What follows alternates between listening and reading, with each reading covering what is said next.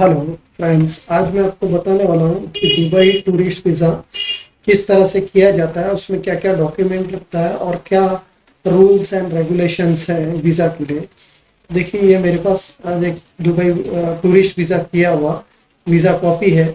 इस तरह का वीज़ा जब आप वीज़ा के लिए अप्लाई करते हैं तो इस तरह का वीज़ा आपको इशू होता है। ये ई वीज़ा होता है। देखो, यहाँ लिखा हुआ है ई वीज़ा। इस तरह का ई वीज़ा होता है। इस पर आपका फ़ोटो, आपका डिटेल, पासपोर्ट नंबर और वैलिडिटी होता है।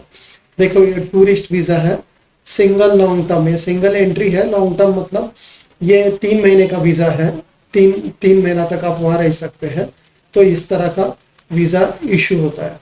ये टूरिस्ट वीज़ा होता है। इसमें आप वहाँ जाके घूम के जो भी अपना काम है वो कर सकते हैं। तो इसके लिए ये टेम्परवरी टूरिस्ट वीज़ा इशू किया जाता है और ये आपके मेल में आता है। इसका प्रिंट निकाल के आप टिकट निकाल के जा सकते हैं वीज़ा के लिए। इस तरह से काफ़ी लोग ये वीज़ा लेके जॉब भी सर्च करने के लिए जाते हैं। तो इस तरह का वीज़ा आपको मिलता है। और इसके लिए क्या क्या डॉक्यूमेंट रिक्वायर्ड है, मैं आपको स्टेप बाय स्टेप बता रहा हूँ। देखिए, document required for Dubai tourist visa के लिए passport front back scan copy. इसमें कोई भी document original, Dubai tourist visa के लिए कोई भी डॉक्यूमेंट ओरिजिनल की ज़रूरत नहीं होता है। सब स्कैन चाहिए होता है। मोबाइल से खींचा हुआ फोटोग्राफ वो सब नहीं चलता है, क्योंकि एकदम प्रॉपर कंप्यूटर से स्कैन किया हुआ डॉक्यूमेंट लगता है। ये देखो, यहाँ लगा passport front back copy. Passport का फ्रंट बैक कॉपी चाहिए।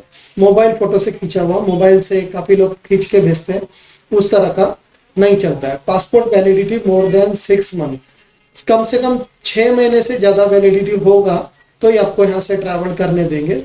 तो इस तरह का पासपोर्ट का 6 महीने का वैलिडिटी होना ज़रूरी है। और पैन कार्ड का स्कैन कॉपी, उसके लिए वीज़ा के लिए आपको पैन कार्ड का स्कैन कॉपी देना पड़ता है। और scan passport size photograph with white background, एक फोटोग्राफ को भी स्कैन करके आपको भेजना पड़ता है। वाइट बैकग्राउंड, पासपोर्ट साइज भी होगा तो चलेगा। तो इस तरह का पासपोर्ट का फ्रंट बैक कॉपी चाहिए और पैन कार्ड का फ्रंट कॉपी चाहिए स्कैन, और एक फोटोग्राफ स्कैन चाहिए। इतना डॉक्यूमेंट पे आपका वीज़ा प्रोसेस होता है। ये वीज़ा हम लोग ट्रैवल एजेंट हमारे बेस पे आपको इशू करते हैं। तो ये 100% गारंटी होता है कि आपको नहीं मिलेगा, ऐसा नहीं होता है। तो आपको ये वीज़ा मिलता ही है। तो अभी मैं आपको बताता हूँ इसमें क्या क्या कैटेगरी के वीज़ा होते हैं। जैसे कि मतलब सिंगल एंट्री टूरिस्ट वीज़ा, इसमें सबसे पहला single entry tourist visa. Single entry मतलब एक बार आप उधर दुबई चले गए तो उसके बाद में आप रिटर्न आएंगे तो वो वीज़ा आपको चलेगा नहीं। जैसे आपने 3 महीने का वीज़ा लिया और 15 दिन में रिटर्न आ गए तो आपको और वीज़ा चलेगा नहीं। सिंगल एंट्री मतलब एक बार एंट्री आपने उधर किया दुबई में तो आपको कम से कम वो 3 महीना या 1 महीना जो भी आपने वीज़ा लिया उसके हिसाब से वहाँ आपको रुकना ही पड़ेगा। उसके बीच में आप रिटर्न आए तो वीज़ा चलेगा नहीं। तो सिंगल एंट्री टूरिस्ट वीज़ा, इसमें 3 कैटेगरी का आता है। 96 आवर टूरिस्ट वीज़ा, 96 आवर का एक टूरिस्ट वीज़ा मिलता है। जो काफ़ी लोग अपना बिजनेस के रिलेटेड एक दिन चले जाके अपना काम निपटा के आते हैं तो उनके लिए 96 आवर टूरिस्ट वीज़ा आता है। स्पेलिंग थोड़ा गलती हो गई, इधर 96 आवर टूरिस्ट वीज़ा आता है। और एक 30 डेज वीज़ा आता है, एक 30 दिन का वीज़ा आता है। तो आप 30 दिन वहाँ आप रह के आपका जो भी काम है वो करके आ सकते हैं। और 90 डेज वीज़ा आता है, एक 90 दिन का वीज़ा आता है। मतलब उसको काफ़ी लोग 3 महीने का वीज़ा मिलते हैं। तो ये 3 महीने का भी वीज़ा काफ़ी फेमस है। काफ़ी लोग ये 3 महीने का वीज़ा लेके जाते हैं। लेकिन ये सिंगल एंट्री है। आपने 3 महीने का वीज़ा ले लिया और बीच में से आ गए तो आपको बोलेंगे नहीं नहीं मेरा 90 डेज का वीज़ा था, तो आप वापस रिटर्न नहीं जा सकते। ये multiple entry tourist visa, multiple entry मतलब काफ़ी बार जा सकते इस वीज़ा में। इसमें 2 कैटेगरी है, 30 डेज मल्टीपल एंट्री वीज़ा। ये 30 दिन का मल्टीपल एंट्री वीज़ा में आप वहाँ कितने बार भी जा आ सकते हैं। जैसे आप 15 दिन रहे, फिर इधर इंडिया में आए रिटर्न, फिर वापस टिकट लेके वापस जाए, ऐसा 30 दिन में आप कितने बार भी जा सकते हैं। इसको 30 डेज मल्टीपल एंट्री वीज़ा बोलते हैं। ये 90 डेज मल्टीपल एंट्री है, 3 महीने का मल्टीपल एंट्री वीज़ा है। इसमें आप कितने बार भी जा आ सकते हैं, आपको टिकट का खर्चा लगेगा। ये वीज़ा 90 दिन तक चलेगा। और इसमें आप समझो 15 दिन 20 दिन रह के आए, 1 महीना रह के आए, 2 महीना रह के आए, रिटर्न आने के बाद में वापस फिर आप जाके रह सकते हैं। मतलब 90 डेज जिस दिन से वीज़ा इशू हुआ और जिस दिन से अपने फर्स्ट एंट्री, जैसा कि अपने आज वीज़ा इशू हुआ, आपको आज वीज़ा इशू होने के बाद में आप 90 डेज के अंदर वहाँ जा सकते हैं। और जिस दिन आप उधर पहुँचेंगे जैसे कि जिस दिन आपने दुबई में एंट्री मारा तो उस दिन से वीजा वो 90 दिन चलेगा, उसके बीच में आप फिर उस दिन से फिर 90 दिन वो चलेगा, तो वो दिन से आप उसको वीजा को काउंट कर सकते हैं। अभी टूरिस्ट वीजा के लिए जाने के लिए काफी इंपॉर्टेंट पॉइंट्स हैं जो मैं आपको बताता हूँ, क्योंकि अभी ये कोविड की वजह से काफी रूल्स रेगुलेशन काफी वीजा के चेंज होते हैं और चेंज होते रहते हैं। जैसे कि अभी मैं आज ही आपको वीडियो बना के बता रहा हूँ, तो काफी दिनों के बाद में 2 महीने में साल भर में काफी रूल्स अरब में चेंज होते रहते हैं, मतलब यूनाइटेड अरब मतलब यूएई में काफी रूल्स चेंज होते रहते हैं। तो इसके लिए इसके अभी लेटेस्ट रूल मैं बताता हूँ। दुबई टूरिस्ट वीजा प्रोसेस में ये वीजा करने के लिए 7 दिन हम लोग को लगता है, 7 वर्किंग डेज लगता है। 7 वर्किंग डेज में आपका वीजा आता है। Flight ticket not required for Dubai tourist visa. Dubai tourist visa apply करने के लिए मैंने जैसे आपको फर्स्ट वीडियो में बताया था, पासपोर्ट का फ्रंट बैक कॉपी, आपका पैन कार्ड का कॉपी और एक फोटोग्राफ स्कैन चाहिए। फ्लाइट का टिकट नहीं चाहिए।